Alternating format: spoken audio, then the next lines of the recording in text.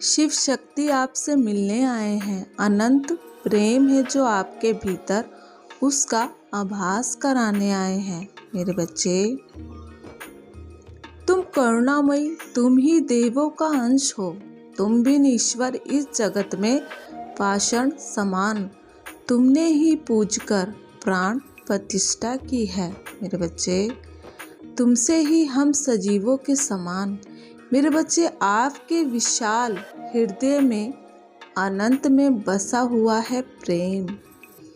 मेरे बच्चे, जिस बिना अधूरा ये संसार, किंतु आज प्रेम की परिभाषा ही परिवर्तित हो गई है। वासना और स्वार्थ मेरे बच्चे पनपता है इस संसार में। प्रेम में भी बुद्धि का प्रयोग करते हैं। जो हृदय से प्रेम करे उसे मन बुद्धि समझते हैं। मेरे बच्चे, जो प्रेम में स्वयं को निछावर कर दे, ऐसे दीवानों को पागल घोषित करते हैं, किंतु कोई नहीं समझ सकता। मेरे बच्चे, अब वो इस दुनिया में नहीं, अपनी ही दुनिया में खोए रहते हैं।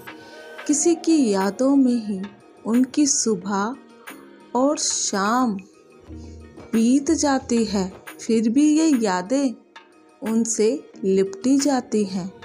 दुनिया लाख उंगलियां उठाए उनके प्रेम पर, एक ना दिन उनके ही प्रेम की गाथा ये दुनिया गाती है, क्योंकि वो जानते हैं उनका प्रेम आत्मिक, आध्यात्मिक और अमर है, जिस पर ईश्वर का हाथ है। ऐसे शुद्ध प्रेम की रक्षा दिव्य शक्ति हमेशा करती है, किंतु परीक्षा इस कलयुग में इनकी अधिक ली जाती है। इनका मिलन आत्मिक और आध्यात्मिक विकास के लिए होता है, इसलिए ये निस्वार्थ प्रेम की संघ में कहलाता है। मेरे बच्चे, कहीं मोह माया में ये परिवर्तित न हो जाए, इसलिए इसकी बार बार परीक्षा ली जाती है। जैसे जैसे वो उत्तीर्ण होते जाते हैं, उनका आत्मिक बंधन मजबूत होता जाता है, जिसे फिर कोई नहीं तोड़ सकता। दोनों का मिलन